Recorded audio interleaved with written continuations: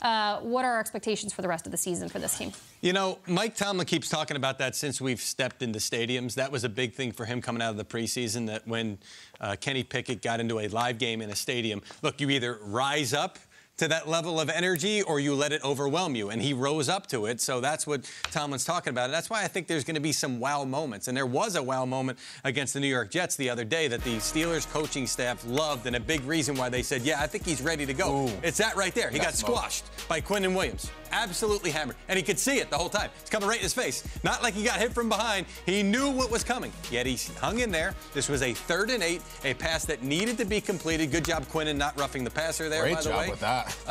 And delivering the pass. And look smiles. There That's it is. what I love. There it is right there. That's what, I mean, we were tweeting stuff about Kenny Pickett the other day, and I had people say, did I miss something? This guy threw 3 interceptions. Yeah, it's not going to be pretty all the time, but there's going to be moments like that. That's what Mike Tomlin is talking about when it comes to a spark. And the Steelers quarterbacks coach is a guy by the name of Mike Sullivan, not the Penguins head coach. There's 2 Mike Sullivans in Pittsburgh. Wow. He used to be the quarterbacks coach and offensive coordinator and wide receivers coach with the Giants when I was covering them. If there's one thing I know he appreciates, because he saw it from Eli Manning a bunch, go back to that 2011 NFC Championship game where Eli took a beating and just hung in there. Yeah. It's plays like that from Kenny Pickett. So I think that those are the moments you're going to see that'll give this team a spark potentially. Yeah, my favorite part about that play is he gets crushed by Quinnen Williams, and as he's getting up, still seated on the ground, he's talking trash to him and gets up and continues to do it. Like, you love that from your quarterback because it fires the rest of the team up. You're talking to a 300-something pound dude who just crushed you. You're just, it was nothing. Keep it coming. And for me, in this division, it's kind of wide open right now. They're only a game behind everybody. And Kenny Pickett is kind of the wild card entering. They've been in every single game. They're 1-3 right now, but they've lost 3 close games. The Browns one looks the most kind of lopsided, but that game was close throughout. And they really haven't gotten much from the offense at all. And Kenny Pickett came in, and yes, you're right. He threw 3 interceptions. There's going to be some good. There's going to be some bad. But you only know what you know as a rookie. You get smashed, you get up, you're talking trash. You're letting the ball loose. You're giving guys an opportunity to make plays. And I think on top of that, the first month of the season, Kenny Pickett has gotten a chance to sit on that sideline and learn. Watch what Mitch Trubisky's doing, listening in the meeting rooms to what the coaching points are, what he can improve on, how they want things done. And now he's getting an opportunity, after waiting those 4 weeks, to go out there and try to execute everything that they want to do on the offensive side of the ball. I think we're going to have some fun seeing him out there, seeing the energy, seeing the excitement. He's a young kid, bright lights. Go out there, hometown kid. Go out there and ball. I'm excited. The smile at the Quinnen Williams play is awesome, and that's the kind of thing you can rally behind. So here's the deal. It's his first NFL start ever. 14.5-point underdogs on the road. That's a massive, massive spread, and they should be. They're going against Buffalo. So in the game that is going to be this difficult and this daunting, you want to state of the nation stuff. You want to rely on the run game, right? Well, the offensive line has not been very good. The running game with Najee has been plodding and not explosive at all. All right. So you rely on that Steeler defense. Well, we know T.J. Watt is out. So you got Minka Fitzpatrick. He's banged up. But you got Cam Hayward. He's banged up. It's rough. It's rough out there. Like, all the strengths that you would want to support him, with one exception. The Steelers have explosive playmaking wide receivers. They really do. I like the group that they have. And so that tells me that if you're going to win this game, if you're going to stay in this game, it's Chuck City. Like, I think you got to unleash the kid. It's not going to be running the game. It's not going to be stopping Josh Allen. I don't think they're going to do that. I think, like, they got to score 30 points. Like, they have to score a lot of points, which means Pickett's going to have to chuck it.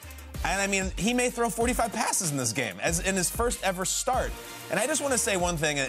I'm not jumping on the Steelers at all, meaning I'm not jumping ship. I still can't look at that logo and that coach and be like, yeah, it looks like 6-11. I know there's this rebuilding vibe with him. I just don't buy it. And another piece of BS, the 3 interception thing for Kenny Pickett. Let's talk about that. One of them was on a Hail Mary, which is totally irrelevant. Yep. One of them was off the hands of Pat Freiermuth, which is not his fault. And the other one was his first pass in NFL career. It was about a 40-yard bomb that he gave Claypool a shot, and it got intercepted. This is not some guy who was a deer in headlights and is throwing into blitzes and getting his routes jumped. It was 3 interceptions, and he had no incompletions, and he rushed for 2 touchdowns.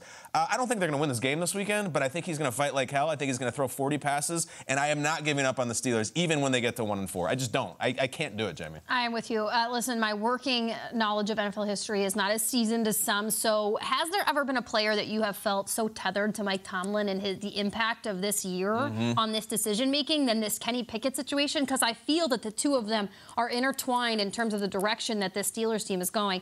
I was going to make this a sneaky top 5, but frankly, I didn't want to put these options pen to paper. I'll just rattle them off to you. What do you got? There were 4 better situations for Kenny Pickett to start this game in than the one that he is in right now. There are 4 better situations. He doesn't start at all because Mitch Trubisky was doing great. Yeah. Okay, let's go with that. True. He starts the season because he was the guy. Okay, I would have rather see that.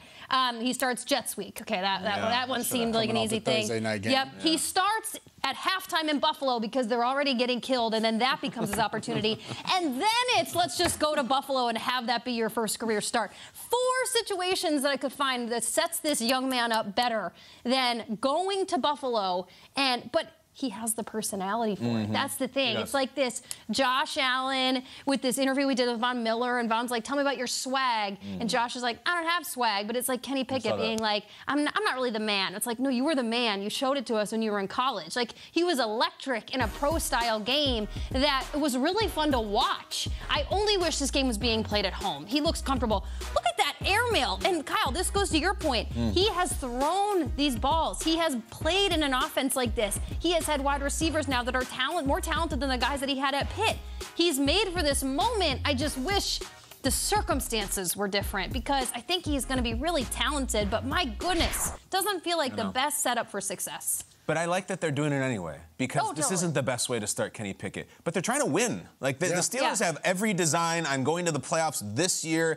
You know the stat. He's never had a losing season. So it's like, yeah, of course we don't want to start him at Buffalo, but we got to. Look, it's time to go, right, Jay? Like you could say, well, let's protect the kid and just put Mitch out there. No, we want to win the damn game. So let's go. There was a quote from Mike Tomlin yesterday saying something to the effect of, we're not grading Kenny Pickett on a curve here. Like they expect him to be. It's not like, we'll throw him in there and we're going to deal with the growing pains. They expect to be a better offense with Kenny Pickett. Not that he's blaming Mitchell Trubisky, just saying we could be better as an entire offense. By the way, I think Pitt is missing Kenny Pickett right now. Did you see that game the other day? No. Oh, God. Not pretty. Not good quarterback play the other night at all.